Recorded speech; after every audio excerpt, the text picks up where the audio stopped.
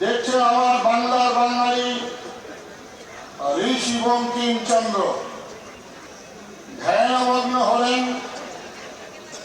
আমি ভারতবর্ষ পরিভ্রমণ করেছি, কোথাও বা দেখেছি শিবভক্তে পদা সঞ্চারণী মা শ্যামার মূর্তি, কোথাও বা দেখেছি রাধা কৃষ্ণের যুগল মূর্তি, কোথাও বা দেখেছি রাম সীতার মূর্তি। এমন তো মূর্তি তো আমরা দেখিনি। চলে এলেন, ধ্যানমগ্ন হলেন ঋষি বঙ্কিমচন্দ্র, সঙ্গীত রচনা করলেন বন্দে মাতরম। আমারই বাংলার বাঙালি ঋষি বঙ্কিমচন্দ্র এই বন্দে মাতরমের সঙ্গীতের রচনা আর সমুদ্র হিমাচল কাঠই কাঠই তালে মেতে উঠেছিল। কন্যাকুমারিকা থেকে কাশ্মীর, কাশ্মীর থেকে কামাখ্যা, বাংলা মায়ের দালাল সন্তানরা সেদিন বুকের তাজা রক্ত ঝলকে ঝলকে ফেলে দিয়ে বলেছিলেন, ওই ব্রিটিশকে দেখা ভয়, ও ভয়ে কম্পিত নয় আমার হৃদয়।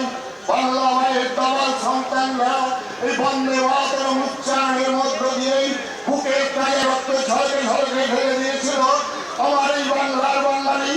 আজও আন্দামান জেলে তাদের নামগুলো স্বর্ণাক্ষরে লিখিত আছে।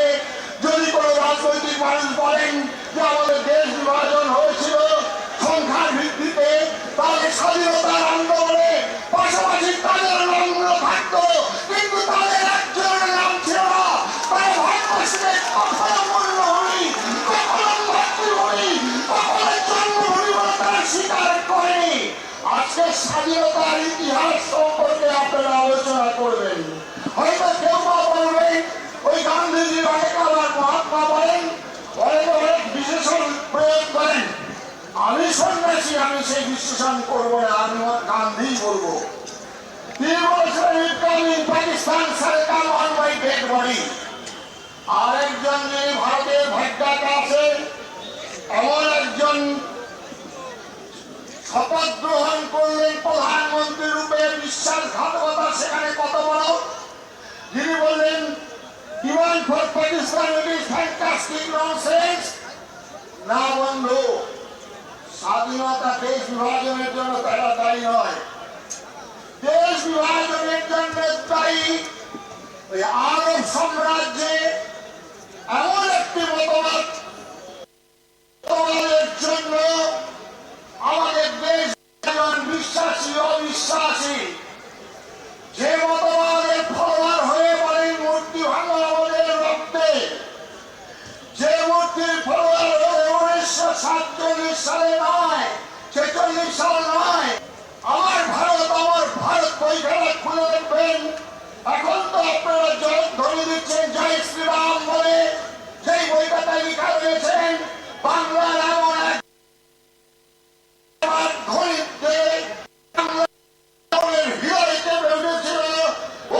স্বামী বিবেকানন্দ। আমার ভারত অমর ভারত বইখানায় আমারই বাঙালি যে কংগ্রেস দলের এখানে তৈরি হয়েছিল তার প্রথম হচ্ছে আমার উমেশ চন্দ্র বন্দ্যোপাধ্যায়, সুরেন্দ্রনাথ বন্দ্যোপাধ্যায়, তারাই নেতৃত্ব দিয়েছিলেন। আমার বাংলার বাঙালি আজকে না বললেই নয় যে ভারত মায়ের মুক্তির জন্য ওই প্রথম নেতাজি সুভাষচন্দ্র, আমার বাঙালি যে নেতাজি সুভাষচন্দ্র সেদিন রেঙ্গুনে যুদ্ধ হচ্ছে, বম্বিং হচ্ছে, আমার একটি যুবকের দেহ থেকে সমস্ত রক্ত বেরিয়ে গেছেন। সেই যুবকটিকে ধরে নিয়ে যখন যাচ্ছেন তখন বলছে তোমরা আমার নেতাজিকে বলো, তিনি বলেছেন আমাকে রক্ত দাও, আমি তোমাদের স্বাধীনতা দেবো, আমার দেহের সমস্ত রক্ত আমি তো উজাড় করে দিয়েছি। এই নেতাজি যখন গাড়িতে উঠলেন, গাড়ি থেকে নেমে গেলেন, তার দেহরক্ষী বলছেন এইরকম চরম বিপদের সময় আপনি আবার গাড়ি থেকে নেমে বাড়িতে গেলেন কেন? বাড়ি থেকে বেরিয়ে এসে আবার গাড়িতে উঠলেন। আমার সর্বক্ষণের সাথী আমার মাতৃকা দেবীর ফটো আর পকেট জন্যি আর জপের মালাটা আমি ছেড়ে এসেছিলাম। আমি সেই নেতাজি, আজকে সেই নেতাজিকে আমরা টাইগার কি কুত্তা বলে কাঁথার টুপি বলিয়ে রাস্তায় রাস্তায় মিছিল বের করেছিলাম। পাপ কোথায় যাবে বাঙালির পাপ?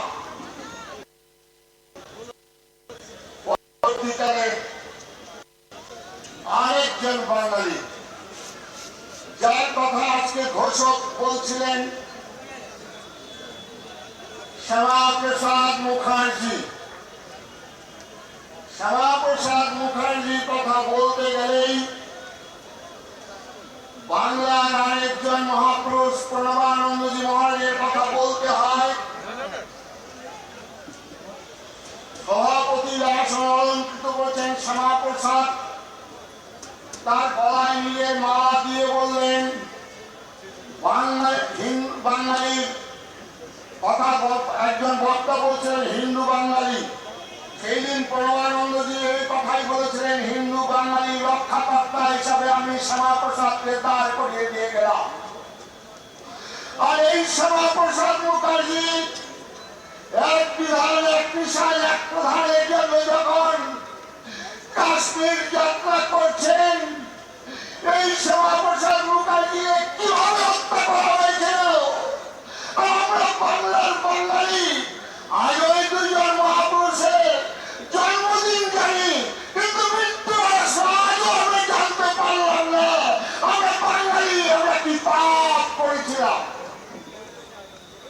আজকে যে শ্যামাপ্রসাদ মুখার্জির জন্য আজকে এখানে কাস্তে হাতুড়ি তারা, যে শ্যামাপ্রসাদ মুখার্জির জন্য আজকে কংগ্রেসের পতাকা, যে শ্যামাপ্রসাদ মুখার্জির জন্য আজকে ঘাসফুল পদ্ম ফুলের, সেই শ্যামাপ্রসাদ মুখার্জিকেও আমরা সাম্প্রদায়িক রূপে আখ্যা দিলাম।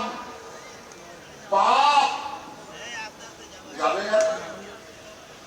আজকে এই মঞ্চে দাঁড়িয়ে একজন বলছেন ইসলামের দাওয়াতি, আর একজন বলছেন আমরা সংখ্যাগরিষ্ঠিত হয়ে ইসলামের শাসন ব্যবস্থা করব, তার জন্য সহযোগিতা করবেন প্রশাসনের প্রধান। ঠিকই বলেছেন, একজন মুসলিম ভাই তার ধর্ম গ্রহণ করেছেন, তিনি তার ধর্মগ্রন্থের অনুসারী, তার গ্রন্থে যা নিয়ম নির্দেশ তিনি অক্ষরে অক্ষরে পালন করছেন। ধন্যবাদ তাকে, ধর্মে বিশ্বাসী, তাই তো তিনি তার কবুল করার জন্য বলবেন, তাই তো জন্ম দিয়ে ফয়দা লুটে পয়দা করে সংখ্যা বাড়িয়ে তার কথা বলবেন। কিন্তু আমরা মূর্খ হিন্দু জাতি, আমরা মূর্খ বাঙালি, আমরা আমাদের হিন্দু বলে পরিচয় দিতে আমি আমাদের শাস্ত্র আমরা পড়েছি, আমরা আমার হিন্দুর জন্য কিছু করেছি, আমরা কোনদিন সেই ধর্মগ্রন্থ কালামের পরে দেখেছি তাতে কি লেখা আছে সর্বধর্ম সমান, আর যথামত তত করবেন। আমরা পথিক একবার চিন্তা করবেন, যারা ভাগবত পাঠ করে বৃন্দাবনে ছিলেন 11 বছর, তারপরে আর বৃন্দাবনে ফিরে যাননি।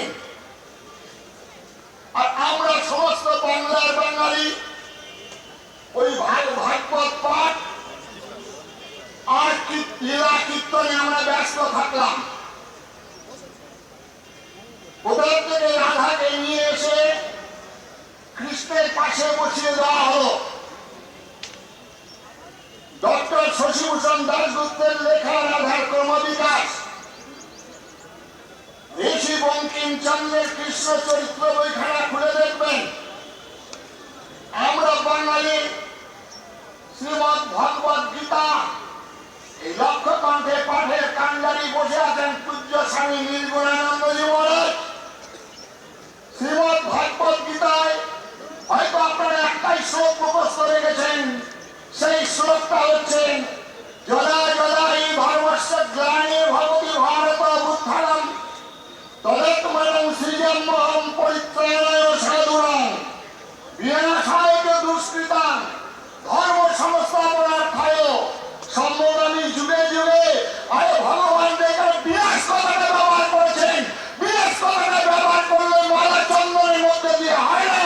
বিনাশ কথাটা ব্যবহার করতে লীলা কীর্তনের মধ্যে হয় না। বিনাশ কথাটা ব্যবহার করতে গেলে নৌকা বিলাসের মধ্যে হয় না। বিনাশ কথাটা ব্যবহার করতে গেলে রাজনীতির মধ্যে হয় না। বিনাশ কথাটার জন্য চাই শক্তি, শক্তি, শক্তি।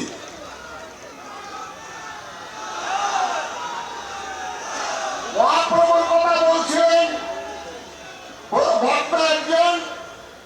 মহাপ্রভু হচ্ছেন সিংহ রাশি, সিংহ লগ্ন, সিংহ পুরুষ, আমার বাংলার বাঙালি মহাপ্রভু। এই মহাপ্রভুকে লবঙ্গ লতিকার মতন নারী সুলভ দেহে সাজিয়ে রাখা হয় প্যান্ডেলে প্যান্ডেলে। এই মহাপ্রভু আমরা শুধুমাত্র শুনেছিলাম মারলি মারলি কলসি কানা তা বলি কি প্রেম দিব না। মহাপ্রভু যখন শুনলেন কাজী ভগবানের নাম করতে দেবেন না হরিনাম, মহাপ্রভু নবদ্বীপের 9টি দ্বীপ থেকে লক্ষ মানুষকে সংগঠিত করে কাজীর বিরুদ্ধে যুদ্ধ ঘোষণা করছেন।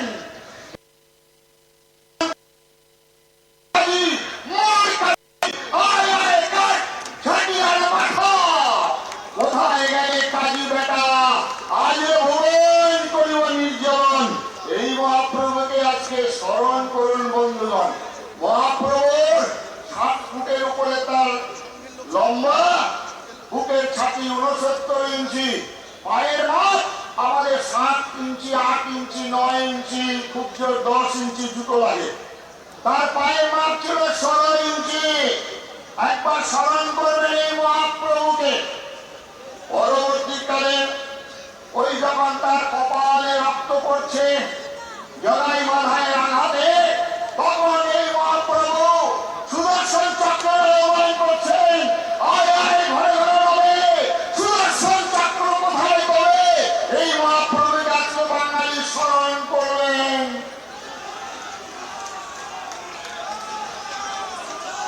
পরবর্তীকালে রবীন্দ্রনাথ ঠাকুর আমার খুব শ্রদ্ধেয় বসে আছেন আজকে সভাপতি। আলোচনা হচ্ছিল, একজন কবিতা গান গাইছিলেন, এক দেহে মোগল পাঠান, শোধ মোগল পাঠান হলেন মহাপ্রভু।